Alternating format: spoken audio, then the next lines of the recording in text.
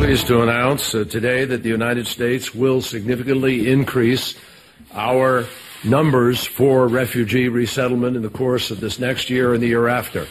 Last year, I think we were at 70,000. We are now going to go up to 85,000 with at least, and I underscore the at least, it is not a ceiling, it's a floor, of 10,000 over the next year from Syria specifically, even as we also receive more refugees from other areas. And in the next fiscal year, we'll target 100,000. There's no country on the face of the planet that cares for people like the United States. No one has as great and varied a history as America when it comes to helping those in need. Certainly, we may not always get it right, but no one has a bigger heart than America. The plight of Syrian refugees and others is tragic, and the sheer humanity of those now being forced to live in ditches and tents after being sought for extermination by a certain dictator should have every free nation in the world doing everything they can to assist the less fortunate. But once again, it's America that stands up and takes the hits. We cannot afford to do this anymore. We cannot bring more people into this country until we deal with our people, our issues, our tragedies that seem to be cast aside on a daily basis by our bleeding heart leaders. We want to see what's going on in the homeless veteran community. It's a community that we're engaged in, that we want to see help and see get reintegrated back into mainstream society. There's a lot of different issues why one can fall into homelessness, and we're here just to say what is going on.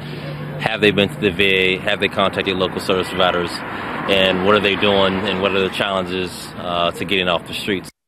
Men and women who serve this country and are now forced to live on the streets and beg for their promised medical care. Should they not come first?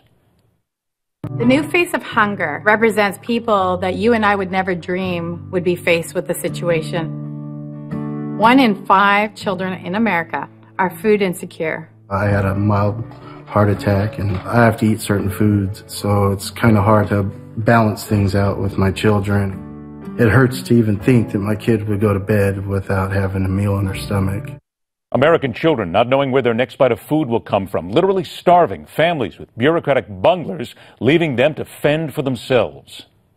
You're going to go and teach kids in school that you can do this, you can do that, you have poor behavior, you're dysfunctional, you can threaten people. You got to get rid of them because that's not accepted. It's not accepted in society. I would like to know why it can be allowed in school, but if they act the same way any place outside of school, they would be arrested. Schools that daily turn out criminals led by cover-your-ass unions that are only worried about their paycheck. Yes, I'm angry. Why are we taking in more people, more mouths to feed, more people for non-existent jobs when we have failed so miserably to care for those who are already here? Sending money is one thing we can do. All it takes is printing more. But the time is here to start considering the Americans who cannot eat, the Americans who have no home, the Americans tossed into the streets and ignored by the whiny liberal class, always seeking to blame everybody else. Maybe it is time. We are a nation that cares about people, but sometimes you have to start caring about yourself. Maybe it is time to shut the doors. Care for Americans first.